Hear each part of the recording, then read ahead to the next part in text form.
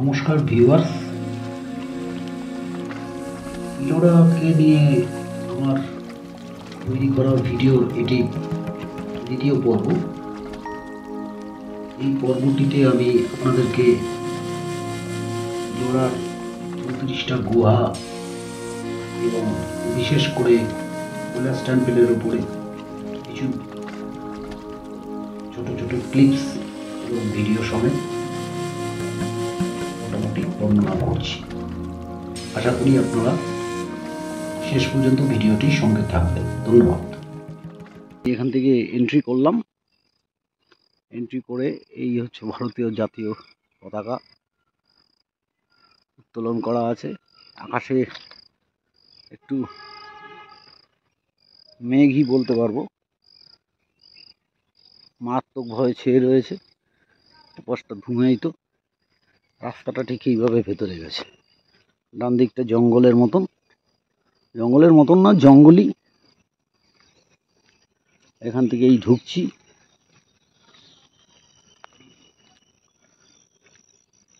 এখানে একটা ছোট্ট এস্টাবলিশমেন্ট বানানো আছে, তাতে লেখা রয়েছে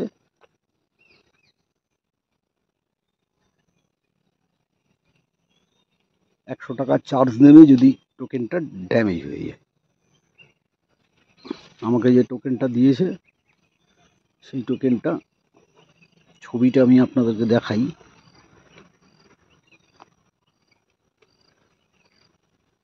এই যে এই টোকেনটা আমাকে দেওয়া হয়েছে, এই টোকেনটা আমাকে দেওয়া হয়েছে। এটার একদিকে এটা রয়েছে আর অপোজিটেও সেম এটাই রয়েছে। এইটা হারিয়ে গেলে 100 টাকা দিতে হবে, এই যে লেখা আছে এখানে। ঠিক আছে, এবার আপনি নিশ্চিন্ত মনে ভেতরে ঢুকে যান। এটা নিম গাছ, ফুলের গাছ রয়েছে। এই দেখুন আতা ঝুলে রয়েছে গাছে। আশা করি পরিষ্কার দেখতে পাবেন। এই আতা ঝুলে রয়েছে, আতা ঝুলে রয়েছে গাছে। আতা গাছ এটা, সুন্দর একটা নিম গাছ। আস্তে আস্তে আপনি এগিয়ে যাবেন। ওপাশে গাছ বলতে বট গাছ রয়েছে অনেকগুলো, পরপর নিম গাছ রয়েছে।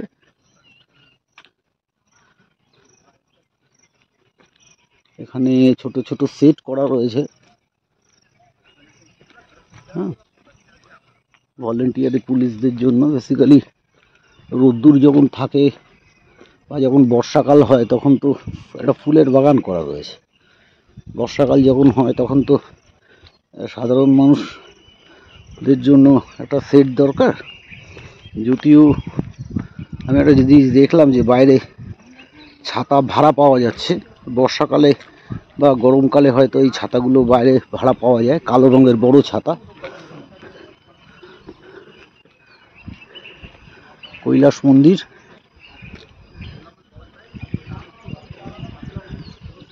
এই কৈলাস মন্দির।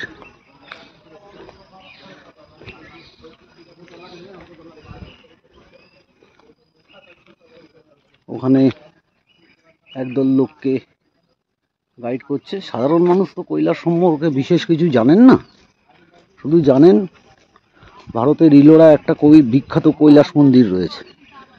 এই দেখুন লেখা রয়েছে এখানে বিশ্ব ধরোহর ওয়ার্ল্ড হেরিটেজ গুফা, ইলোরা গুফায়। দেখুন তলায় লেখা রয়েছে ইলোরা গুফায়। এই সামনে একবারে সামনেই রয়েছে সুন্দর একটা উদ্যান, আর তার ঠিক পেছনে চরণেন্দ্রী পাহাড়ের বেসাল্ট রক কেটে কাটিং মনোলিথ পদ্ধতিতে তৈরি করা পৃথিবীর একমাত্র বিস্ময় বলা যায়। এই বিষয়টি অবশ্যই হবে কৈলাস মন্দির। আপনাকে এখানে আসতে হবে। ইলোরার গুহা 34টা গুহা রয়েছে, ঠিক ওই পাশ থেকে শুরু হয়ে একে একে এই গুহার পর্যন্ত আসতে হবে। এটা 16 নম্বর গুহা। এরপরে গুহাগুলো এক এক করে ওই দিক দিয়ে গিয়ে সোজা 34 নম্বর গুহা পর্যন্ত আপনাকে যেতে হবে। চলুন কৈলাস মন্দিরের যাওয়ার জন্য আমরা ডান দিকে প্রদক্ষিণ করার রাস্তাটাকে ধরি। এই ডান দিকে প্রদক্ষিণ করার রাস্তাটা আপনাকে ধরতে হবে এইভাবে। দেখুন, এটাকে কলকাতার মতন এখানেও ছাতারে দেখতে পাওয়া যায়। পাখিগুলোকে আমরা ছাতারে বলি। দেখুন, সুন্দর করে ফুলের কেরি করা রয়েছে। এই সময় পাতা, বর্ষার কালে একটা জিনিস আপনি সবুজটা প্রচুর দেখতে পাবেন, যদিও সারা বছরই এখানে সবুজ থাকে, কিন্তু এই সময়টা একটা বিশেষ সবুজের সমারোহ থাকে, কারণ বর্ষার জলটা প্রাকৃতিকভাবে আকাশ থেকে পড়ে। এখানে বসবার জায়গা রয়েছে, সুন্দর বেদি করা রয়েছে। আপনি এখান থেকে বসেও কৈলাসের মনোরম দৃশ্য দেখতে পাবেন। কি সাহস! হ্যাঁ, একটা ব্যাসাল্ট রক কেটে, উপর থেকে কেটে গর্ত করে এভাবে একটা মন্দিরকে, কঠিন কঠিন শিলা তার ভেদ করে যে অস্ত্রটা দিয়ে বা যন্ত্রগুলো দিয়ে এটা খোদাই করা হয়েছিল, সেটা ভাবার ব্যাপার। লক্ষ্য করে দেখুন, পাশেই একটা ছোট্ট ব্রিজ রয়েছে। এই ব্রিজটার তলা দিয়ে যে জলের স্রোতটা চলে গেছে, সেটা গিয়ে আগে উপত্যকায় নেমে গেছে, নিচের উপত্যকাতে নেমে গেছে। এখান থেকে ক্যামেরার মাধ্যমে সঠিকভাবে বর্ণনা করাটা খুব কঠিন, কারণ আমাদের চোখে তো 576 মেগাপিক্সেল ন্যাচারাল ভিউ রয়েছে, যেটা ক্যামেরার চোখে নেই। আমাদের চোখটা অদ্ভুত ধরনের একটা বিশেষভাবে তৈরি। আপনি ঈশ্বরের দান বলুক বা ক্রমবিবর্তন বলুন, যেভাবেই ব্যাখ্যা করুন, চোখ দিয়ে যেটা দেখা যায় সেটা ফটোতে দেখা যায় না। এই যে ছোট জলের ধারাটা, এটা দেখতে গেলে অবশ্যই আপনাকে বর্ষাকালে আসতে হবে, এবং এই বর্ষাকালে এই জলের ধারাটা ঠিক কৈলাসের পাশ দিয়ে নিচে নেমে এসছে। কৈলাস মন্দিরকে প্রদক্ষিণ করতে গেলে বা দেখতে গেলে কতগুলো বেসিক নলেজের দরকার আছে। আপনি ঠিক কোন কোন অ্যাঙ্গেল থেকে কৈলাসকে দেখতে চান, বা কোন কোন অ্যাঙ্গেল থেকে কৈলাসের সম্পূর্ণ বিবরণটাকে আপনি জানতে পারবেন। দেখুন, ঠিক কৈলাসের যে চূড়াটা রয়েছে সেটা পূর্ব দিক, মানে আমার সামনেটা পূর্ব দিক। তাহলে এই যে উদ্যান রয়েছে এটা পশ্চিম দিক, তাহলে উত্তর দিক হবে এটা। উত্তর দিকে পাশ দিয়েই ছোট্ট একটা সিঁড়ি রয়েছে, যেটা উপরে উঠে পড়া যায়। এই রাস্তাটা দিয়ে উঠলে আপনি একবারে পেছনে চলে যেতে পারবেন। আর এখানে যে জলের ধারাটা, এই জলের ধারাটা ঠিক কোথা দিয়ে আসছে আমি একবার দেখানোর চেষ্টা করছি। এখানে একটা ছোট্ট জলের একটা স্রোত বানিয়ে রাখা হয়েছে। জলটা আসছে ঠিক এটার পেছন দিয়ে, একটা ন্যাচারাল রিসোর্সেস।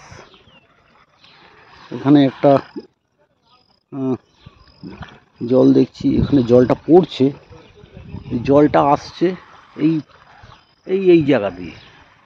একটা ন্যাচারাল সোর্স, জলের ধারাটা যখন আসছে তখন সেই জলটা এখান থেকে এই পাইপটা হয়ে গিয়ে ওখানে পড়ছে। ঠিক আছে, দেখুন জলটা ওখানে পড়ছে। চলুন আপনাদেরকে নিয়ে যাই এর পরের অধ্যায়।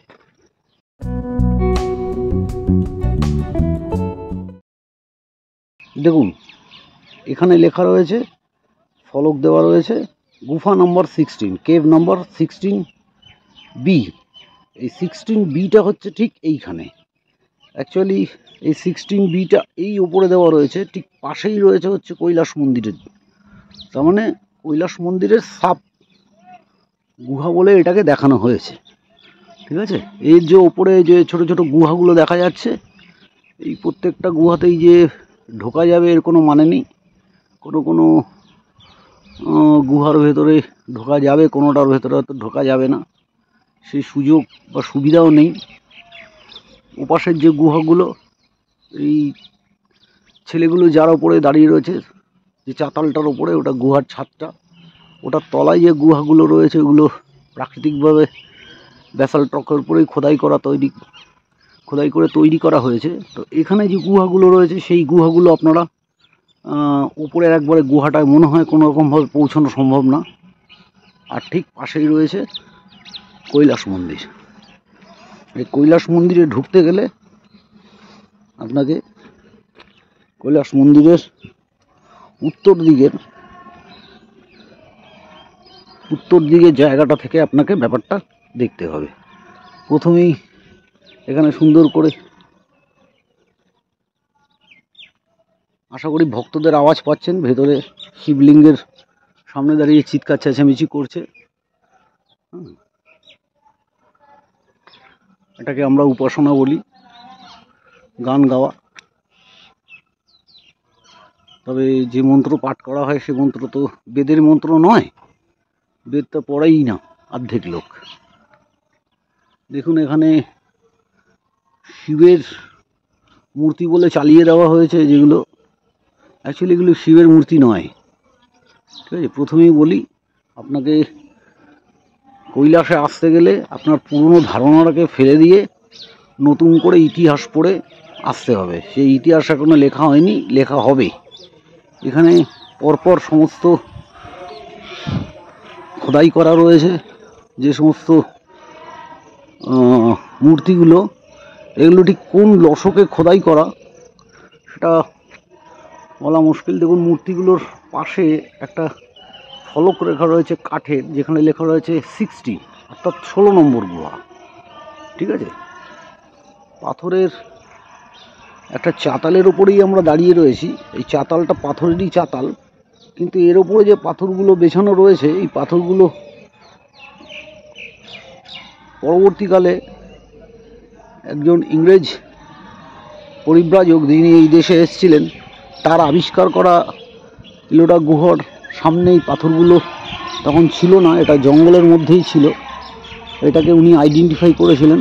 উপরে দেখুন একটা সিসিটিভি ক্যামেরা রয়েছে, অর্থাৎ সর্বত্র সিসিটিভি ক্যামেরা রয়েছে। এখানে দেখুন সিসিটিভি ক্যামেরা রয়েছে।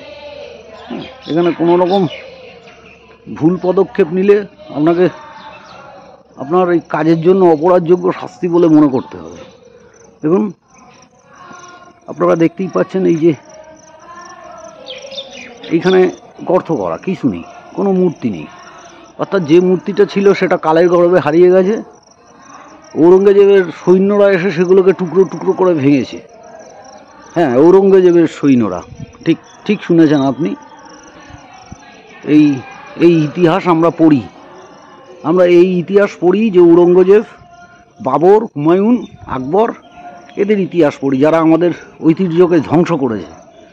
সমস্ত মূর্তিগুলো কোনো না কোনোভাবে ক্ষতি করা হয়েছে। কিছু কিছু মূর্তি, এই দেখুন, এই যে মূর্তিটা, হাতে একটি পদ্ম নিয়ে একজন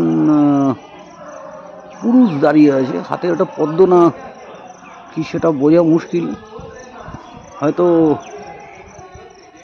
এগুলো কৈলাস মন্দিরের শুরুতেই খোদাই করা ছিল, আবার হয়তো খোদাই করা ছিল না, পরবর্তীকালে খোদাই হয়েছে। কেননা কৈলাস মন্দিরের ইতিহাসটা বহু প্রাচীন। যে প্রাচীনত্ব সম্পর্কে এটার সম্পর্কে বলা হয়, তার থেকে অনেক বেশি প্রাচীন হচ্ছে এই কৈলাস মন্দির। আমার ধারণা এবং আমার যে পড়াশুনো, সেই পড়াশুনো অনুযায়ী এই মন্দিরটা তৈরি হয়েছিল, যে জনশ্রুতি আছে যে 735 থেকে 756 খ্রিস্টাব্দের মধ্যে এই মন্দির তৈরি হয়েছিল। সেই ধারণাটা সম্পূর্ণ ভুল।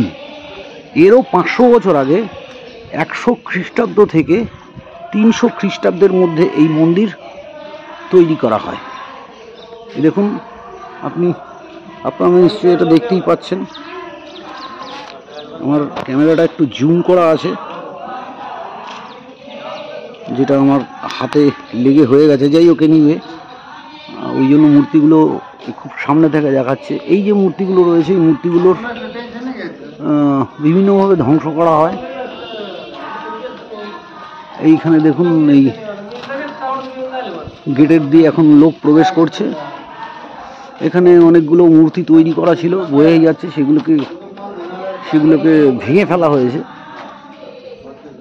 তবে কৈলাস মন্দিরকে দেখতে গেলে আপনাকে প্রথমে এর ইতিহাস সম্পর্কে জানতে হবে। যে ইতিহাস বইয়ের পৃষ্ঠায় লেখা আছে সে ইতিহাস একটি ভ্রান্ত ইতিহাস। আপনাকে সেই ইতিহাসের ঊর্ধ্বে উঠে গিয়ে বর্তমানে ভারতের সরকারি পদে রয়েছে আমেরিকায় রয়েছেন ভারতের সরকারি পদে এবং অত্যন্ত বিচক্ষণ একজন ইতিহাসবিদ, একজন গবেষক, বেদবীর। তার যুক্তি আপনাকে পড়তে হবে, কারণ তিনি কালাচুরি দের সময়কালের বহু পূর্ব থেকে যে সমস্ত ইনস্ক্রিপশনগুলো লেখা ছিল সে ইনস্ক্রিপশনের উপরে ভিত্তি করে এই কৈলাস মন্দিরের একটা বয়স নির্ণয় করেছেন। যে বয়সটা আপনি পুরো ইতিহাসটা যদি তার লেখা পড়েন, তার লেখা বই থেকে পড়েন, তাহলে আপনি সেই ইতিহাসটা পুরোপুরি জানতে পারবেন এবং সেই ইতিহাসটা ইনফ্যাক্ট রয়েছে। কিন্তু আমরা সেই ইতিহাসটাকে কখনো ওপেন হতে দেইনি। যে সমস্ত বৈদেশিক ইংরেজ বা জার্মান বা ফ্রান্সের যে সমস্ত ঐতিহাসিকরা আমাদের এখানে এসে জমি জায়গা দখল করে যারা আমাদের এখানে প্রভুত্ব চালিয়েছে, তারা এগুলোকে ডিসক্লোজ করতে চায়নি। আমি এটা ধরে নেব যে তারা হয়তো জানতো না। এটা ধরে নিলে আমি হয়তো আনন্দ পাবো, কিন্তু আনন্দের জন্য, আত্মসন্তুষ্টির জন্য সব কিছু তো আর ওরকমভাবে ধরে নেওয়া যায় না। সন্তুষ্টির জন্য আমরা এতদিন একটি ভুল ইতিহাস পড়ে এসেছি। এবার সেই ইতিহাসকে বদলানোর সময়। এখানে লোকেশন ম্যাপ অফ ইলোরা বলে দেওয়া আছে খুব সুন্দর করে, কেভ নম্বর 1 থেকে শুরু করে কেভ নম্বর 32 পর্যন্ত। হ্যাঁ, 1 নম্বর থেকে দূরত্ব এটার কতটা হবে, 10 নম্বর থেকে কতটা দূরত্ব হবে, 16 নম্বর থেকে কতটা দূরত্ব হবে এবং 32 নম্বর থেকে কতটা দূরত্ব হবে। এন্ট্রি এক্সিট গেট এখান থেকে ঠিক কতটা, আমি ঠিক কোথায় দাঁড়িয়ে রয়েছি, ঠিক এই জায়গায় দাঁড়িয়ে রয়েছি। এই দেখুন, এই যে ইউআর হেয়ার বলে দেওয়া রয়েছে। আপনারা ম্যাপ খুব সুন্দরভাবে ফলো করবেন, কোনো গাইডের দরকার নেই। ইতিহাসটা এখানে আসার আগে পড়ে আসুন প্লিজ। বিনা ইতিহাস জেনে কৈলাস মন্দির ভিজিট করতে আসবেন না দয়া করে। কৈলাস মন্দিরকে জানতে গেলে এখানে যারা গাইড রয়েছে তাদের যে মতামত, সেই মতামতের উপরে ভিত্তি করে কৈলাস মন্দিরকে ভিজিট করতে আসবেন না দয়া করে। অন্তত কিছুটা পড়াশুনো করে আসুন। ওয়েবসাইট থেকে সম্পূর্ণভাবে পড়াশুনো করা যায় ফ্রিতে। বাড়িতে বসে অনেক নেট খরচা হয় আমাদের বিনা কারণে। হ্যাঁ, এইখানে দেখুন কৈলাসের কেভ নাম্বার 16 পুরো ডিটেলসটা লেখা রয়েছে, অনেক বড় একটা লেখা। এই পুরো লেখাটা আপনি ওয়েবসাইটে পেয়ে যাবেন এবং শুধু পেয়েই যাবেন না, এই লেখাটা বিভিন্ন ভাষায় আপনি ট্রান্সলেট করেও দেখে নিতে পারেন। এখানে ইংলিশে রয়েছে, তারপরে রয়েছে হিন্দিতে, এবং যেহেতু এটা মহারাষ্ট্রের মধ্যে পড়ছে সেহেতু পরেরটাতে ঔরঙ্গাবাদ মণ্ডলের তরফ থেকে মহারাষ্ট্রিয়ান মানে মারাঠি ভাষায় লেখা রয়েছে। যাক, এই পর্বে আপাতত এইটুকুনি। যদি আপনাদের চ্যানেলটা ভালো লেগে থাকে তবে অবশ্যইভাবে সাবস্ক্রাইব করুন। পরের অধ্যায়টা নিয়ে আমি খুব শীঘ্রই ফিরে আসছি। আর এই সব কিছু গবেষণা আমি যে বইটার মধ্যে লিপিবদ্ধ করে আপাত দৃষ্টিতে একটি উপন্যাসের মাধ্যমে প্রকাশ করেছি, সেই বইটির নাম হচ্ছে রহস্যময় মানিকেশ্বর। আপনারা যদি চান এই বইটি সংগ্রহ করে পড়ে দেখতে পারেন, আশা করি ভালো লাগবে। ধন্যবাদ।